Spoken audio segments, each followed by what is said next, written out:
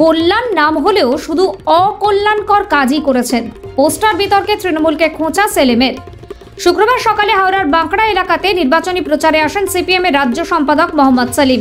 নির্বাচনী প্রচার থেকে বিজেপি তৃণমূলকে আক্রমণ করে শ্রীরামপুরের বিদায়ী সাংসদকে খোঁচা দিয়ে সেলিম দাবি করেন, কল্যাণ নাম হলেও শুধু অকল্যাণকর কাজই করেছেন। তাই অকল্যাণকে দূর করার জন্য শুধু বাম, কংগ্রেস বা সাধারণ মানুষ নয়, এখানে তৃণমূলের লোকজন আছে যারা ভীষণভাবে ব্যতিব্যস্ত হয়েছেন। পাশাপাশি কল্যাণ বন্দ্যোপাধ্যায়ের সাংসদ হিসেবে ভূমিকা নিয়েও প্রশ্ন তুলে সেলিম বলেন, কল্যাণ বন্দ্যোপাধ্যায় সাংসদ হয়ে কি করেছেন? তিনি শুধুমাত্র চোর জোচ্চোরদের বাঁচানোর জন্য মমতা বন্দ্যোপাধ্যায় সরকারি টাকায় সুপ্রিম কোর্টের যত মামলা লড়ছে তার উকিল ঠিক করার কমিশন খেয়েছেন। এছাড়া আর কোনো কাজ তিনি করেননি। এছাড়াও ইন্ডি জোট নিয়ে মুখ্যমন্ত্রীর ভূমিকার প্রতিবাদ করে সেলিম বলেন, ইন্ডি জোট গোটা দেশে বিজেপিকে হারাচ্ছে। তখন তৃণমূলের ভূমিকা কি শুধুই রাজ্যে মস্তানি করা? গোটা দেশে বিজেপির হাওয়া পাতলা হতে দেখে দিদিও বোক লাগায়া। যে সিএ সহ একাধিক ইস্যুকে বিরোধিতা করেছিল, এখন সেগুলো সমর্থন করছেন। ইন্ডি জোট হবে না বলা দিদি এখন বলছেন এই জোটকে বাইরে থেকে সমর্থন দেব। পাশাপাশি সেলিম দাবি করেন, তৃণমূলে যারা চুরি তোলাবাজি সমর্থন করেন না, বামেদের সমর্থন করবেন। Bureau report, news UNI. ব্যাপক সাড়া, গোটা দেশ জুড়ে বিজেপির হাওয়া পাতলা হয়ে গিয়েছে। যারা 400 পার বলেছিল, মানুষ তাদেরকে এখন 30 পার বলে দিয়েছে। আর বিজেপি যে হাওয়াল কাজ এসেছে, মমতা এখন কি বলবে, হিন্দিতে বলে বোখলা গিয়া, ঘাবড়ে গেছে। রোজ একটা করে কথা বলছে, যে ক্যাকা ছিচি বলেছিল পিসি ভাই তারপর বলছে আমি সিএকে সাপোর্ট করছি। তারপর যে বলেছিল ইন্ডিয়া ব্লককে কিছু হবে না, এখন বলছে আমি বাইরে থেকে ইন্ডিয়া ব্লককে সাপোর্ট করব। সকালে বলছে আমি তৈরি করেছি, আমি নেত্রী, আর পরের দিন বলছে আমি বাইরে থেকে সাপোর্ট করব।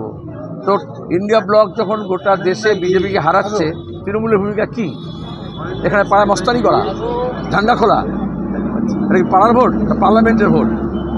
এখানে এই জন্য এসছি, এই বাঁকড়া, সলভ এসব জায়গায় দীর্ঘদিন ব্যবসায়ী এলাকা, এখানে তোলাবাজি, মস্তানি, গুন্ডামি পঞ্চায়েত নির্বাচনে, পুর নির্বাচনে আমরা দেখেছি। সেখানে দাঁড়িয়ে শ্রীরামপুরে কল্যাণ ব্যানার্জির বিরুদ্ধে দীপশিরাকে আমরা দাঁড় করিয়েছি। বিজেপি এখানে কে বিজেপি আর কে তৃণমূল বোঝা যাচ্ছে না।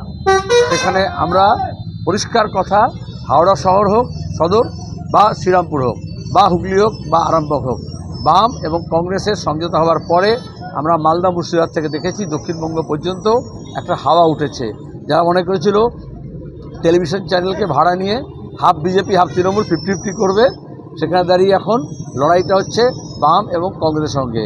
বিজেপি হোক বা তৃণমূল হোক, সিপিএমকে গাল না দিয়ে, কংগ্রেসকে গাল না দিয়ে ভাত হজম হচ্ছে না।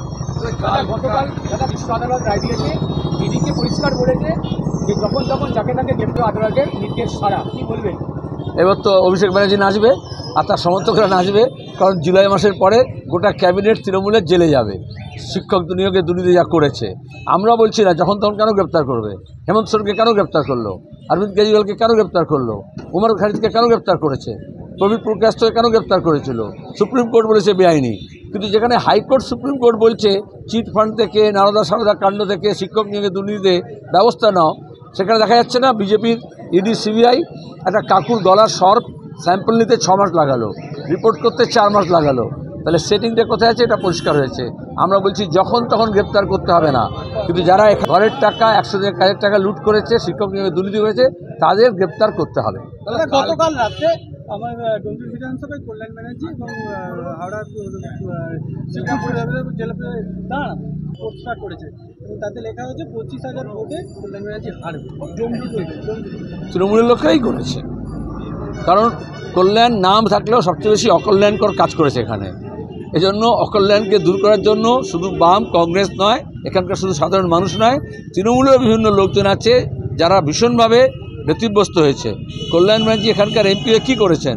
শুধুমাত্র চোর জোচ্চোরকে বাঁচানোর জন্য মমতা ব্যানার্জি আমাদের সরকারি টাকায় যত সুপ্রিম কোর্টে কেস লড়েছে তার উকিল ঠিক করার কমিশন খেয়েছে কল্যাণ ব্যানার্জি, এছাড়া বাড়তি কোনো কাজ করেনি। তাদের 21-এর পর থেকে দেখা যাচ্ছে ডোমজুর বিধানসভায় চরম গোষ্ঠীদ্বন্দ্ব শাসকের, এবং এখানে একটা মানে পোস্টার রাজনীতির আঁতুড়ঘর হয়ে উঠেছে ডোমজুর। কারণ যখন লুটপাটের রাজনীতি হয়, তারপরে নিজেদের মধ্যেই এরকম ভাগাভাগি মারামারি হয়। 16 সিনেমা এখনই সব ডাকাত দল এরকম হয়, শেষের দিকে নিজের মধ্যে রিজুম করে।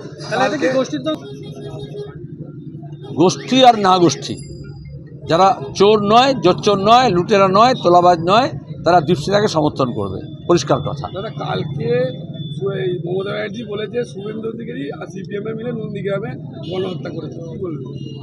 আচ্ছা, গণহত্যা করেছে এটা স্বীকার করছে। শুভেন্দু তখন কোন দলে ছিল? তৃণমূলে ঝান্ডা ধরেছিল। কিষাণজি কার হয়ে খুন করতে এসেছিলেন? কে নিয়ে এসেছিল? তখন আরএসএসের পরিচালনায় মাওবাদীদের সঙ্গে নিয়ে শুভেন্দু মুকুলকে দিয়ে মমতা ব্যানার্জি আমাদের রাজ্যে যাতে শিল্পায়ন না হয়, কলকারখানা না হয় এবং তিনি যাতে মসনদে বসেন তার জন্য খুন খারাপি করেছেন। এখন এসব বলে লাভ কী? এবার তো সন্দেশখালিতে কী হচ্ছে? রোজ বিজেপি আর তৃণমূল নকল ভিডিও বার করছে। তখন অনেক নকল ভিডিও বার করেছে, দুজন একসঙ্গে বার করেছিল, শুভেন্দু আর মমতা। এখন আসল কথা হচ্ছে মমতা, মুকুল, শুভেন্দু, অভিষেক সব চোর। আমরা বলেছি চোর ধরো জেল ভরো, জেলের ভয়ে এখন এ বলছে তুই চোর, ও বলছে তুই চোর, ছোট চোর বড় চোর। আমরা বলছি চোর ধরো জেল ভরো।